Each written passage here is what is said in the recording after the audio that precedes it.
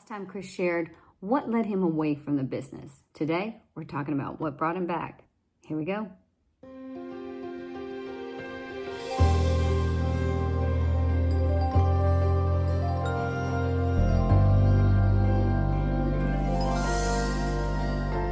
Nervous, scared, like what's like the emotional side to this? I think that's the feeling, is that like, oh, have I been out of it so long that I've almost forgot some of that, to where if I jump back in, well, how long will it take me to get back up to speed? That's the perfectionist in you. That I know. If you're worried about just paperwork, right? Oh my God. That's easy to teach. There's so much more stuff, and that's and I think that's the thing. Like I got to only that amount.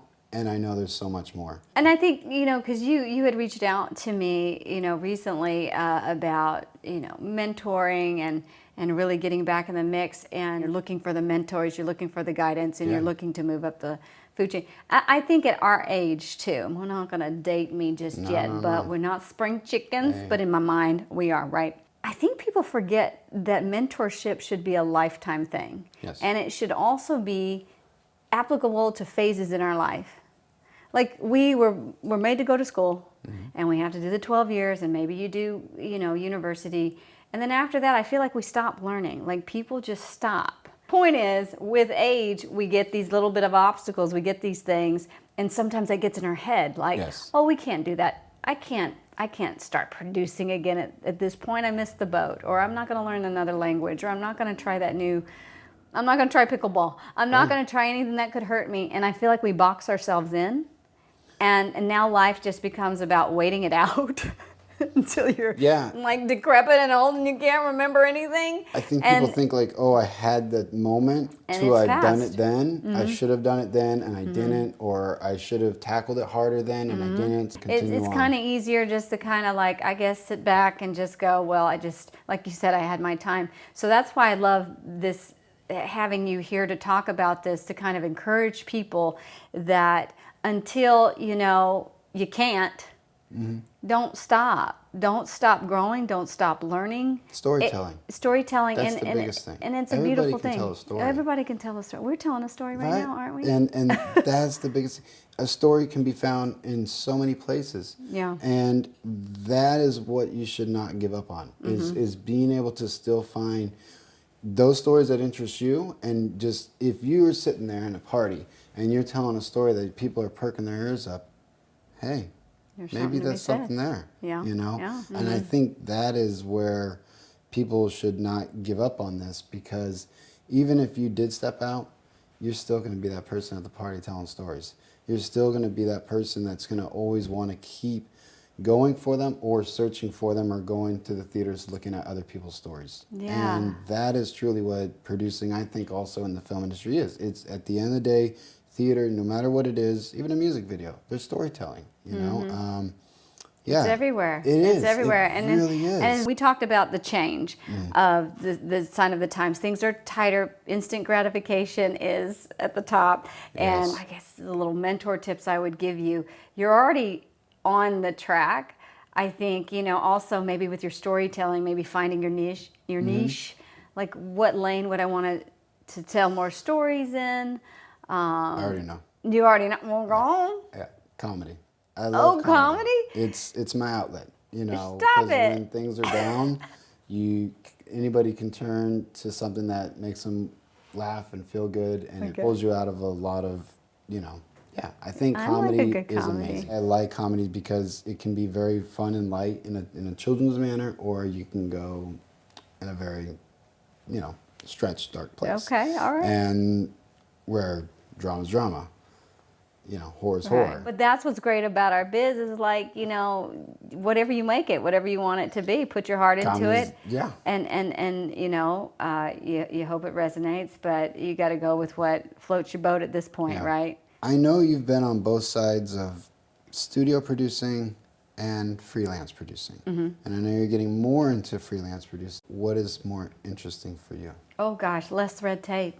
Okay. When we did stuff for the studios, you couldn't take a step without approval. You couldn't do it. I mean, there's just so much. And look, I get it, because we're dealing with a corporation. There's just much more, checks and balances. Whereas in the indie world, you know, if they gave me the money to go shoot the movie, they just go, bye. Yeah. And I'm like, all right. And they trust me and I go do it. I did like the autonomy a little bit more, the freedom, but I did like learning how things were done on the studio level. Yes. Because there was a couple execs I worked for, just amazing. Like if I could have wrangled them from my mentor, and that's the other thing when we talk about mentorship, it doesn't always have to be one-on-one. Mentorship can come from just being adjacent to someone amazing or great, right? You're just paying attention, you're watching, you're absorbing. Yeah. I absorbed a lot from this guy. I'll say his name, Rich Paluzzo. Okay. One of my heroes. One of the best producers ever. He's at Sony Affirm. He does faith-based and just a solid man. And I call him my mentor, like I said, indirectly, because I answered to him and he helped me a lot. He helped me a lot, and I paid attention, and I was like, I think I'll keep that little paperwork he did, or this grid he did, or how he assessed something. I took those things and tried to implement them into my own world. But if people understand that this business is just highs and lows, and just really understanding, you have to be thick-skinned, and there's a lot more no's than yeses, then you'll be okay. But I think you just have to stay persistent, tenacious, have the hustle like you've got. So I love that we've come back around here, and you have such a great energy about you. It feels like you've gone through whatever you went through, you closed that chapter, and now you're ready to start anew. So I'm glad that that we could share your story here and inspire others who may think that they don't have the time, or what's the point? Like, again, that inner monologue of everything you can say to yourself to talk you out of it. Because again, until you can't, you can.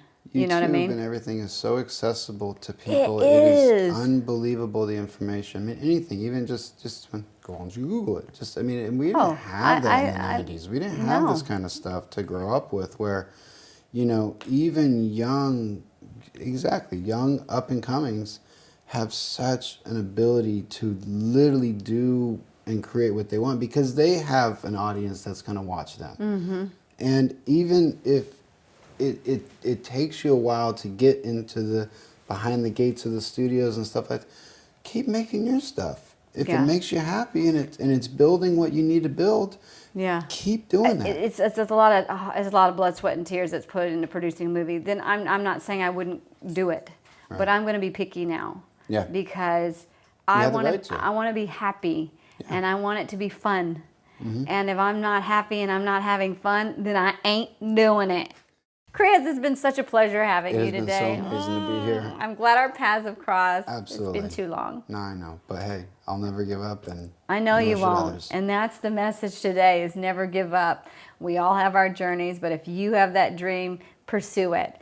So if you found this episode helpful, please hit that like and that subscribe button and share it with others. And next episode is really exciting. It's director versus producer. Who really calls the shots? You're gonna wanna see it next time here on The Producer's Desk.